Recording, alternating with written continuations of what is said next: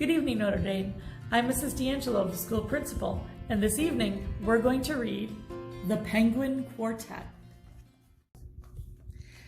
It was the time of year when all the penguin moms swim out to the big ocean to feast on fish and have fun as only penguin moms can.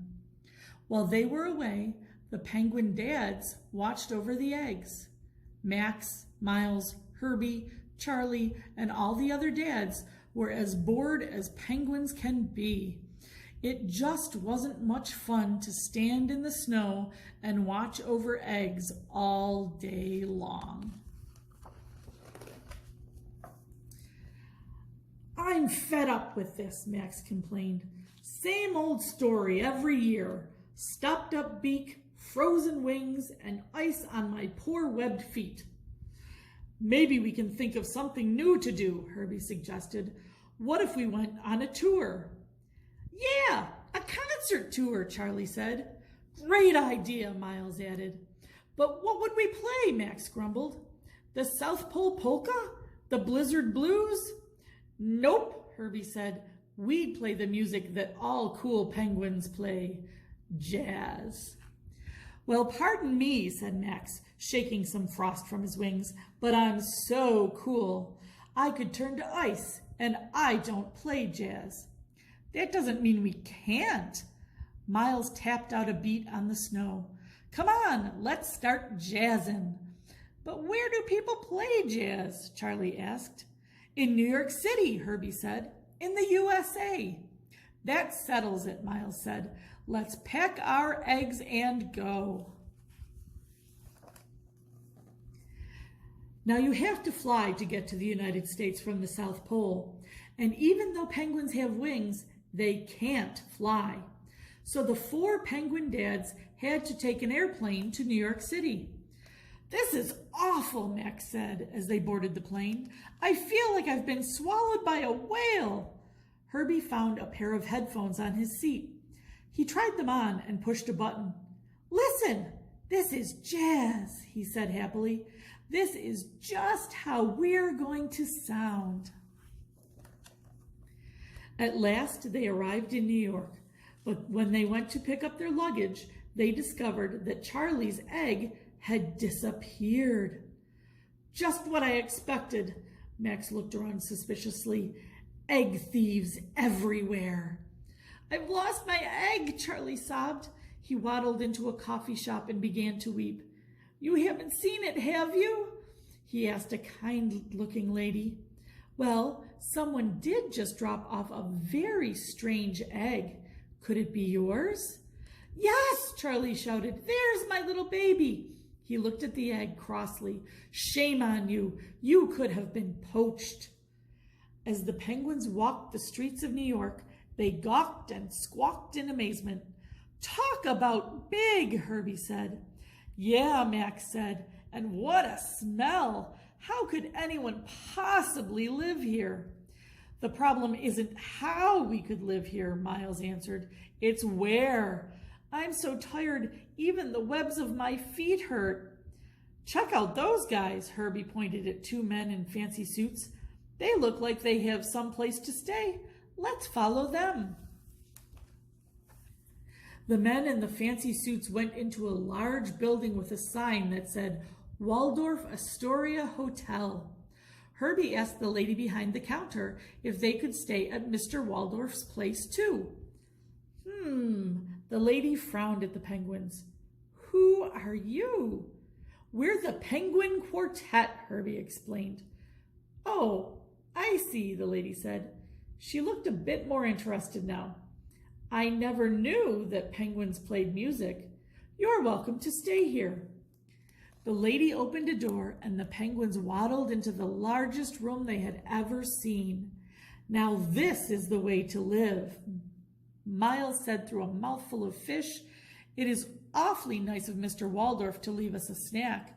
We'll have to be sure to thank him, Max agreed. That evening, the penguins went to look for a jazz club. I'm homesick, Max grumbled. I want to go back to the South Pole where the air is clean and the fish are fresh. But we can sit around at home anytime, Miles said. This is so much more exciting. Herbie spotted a man standing in a stairway. He looked furious. I can't believe this, the man was saying. My pianist cut his thumb, so he can't play tonight. My trumpet player's gotten lost in Trump Tower. My drummer's dog ate her drumsticks. And my bass player, well, basically, he's boring. And to top it all off, the club is crowded tonight. No problem, Herbie exclaimed. We happen to be the Penguin Quartet, the world's best jazz band, and we'd love to help you out. That night, the Penguin Quartet played the coolest jazz anyone had ever heard. The audience went wild with joy. People even danced on the tables. The news about the Penguin Quartet spread across the entire world. The jazz clubs begged for a chance to book a show with Charlie, Miles, Max, and Herbie. Everyone wanted to see the amazing musical penguins.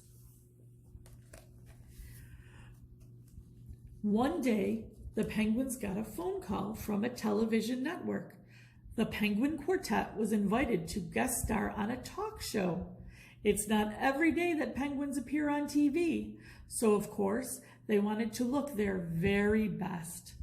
At first, everything went well, but suddenly, right in the middle of their interview, they heard a tiny crack. The eggs were beginning to hatch. We have to get home, Miles shouted. The penguins rushed out of the studio and jumped into a taxi cab. The taxi zoomed to the airport as fast as a race car. Come back soon, shouted the crowd in the street. You can count on it, Herbie said.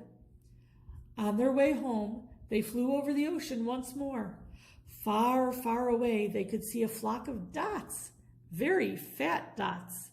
The penguin moms, full of fish and looking very satisfied, were heading back to the South Pole too. There's no place like home, said Max, who longed to roll in the snow again. You said it, Charlie agreed. Our jazz tour was fun, but even Mr. Waldorf's place isn't as cool as the South Pole. When all the penguins got home, they threw a huge party. They were awfully happy to see each other again. The penguin moms were happy to see the dads, and the penguin dads were happy to see the moms. And both the dads and the moms were happy to see the penguin babies when they crawled out of the eggs at last. But the penguin babies were the happiest of them all because they got to see all the snow and their dads and their moms for the very first time. It's too bad you had to stand around here freezing your poor wings off, said the penguin moms, while they were off gobbling up fish. Well, Herbie said with a sly little smile, it wasn't all that bad. He grinned at the rest of the Penguin Quartet. I'm even looking forward to next year. It was a great story, wasn't it? I hope you enjoyed it. Say your prayers, and we'll see you in the fall.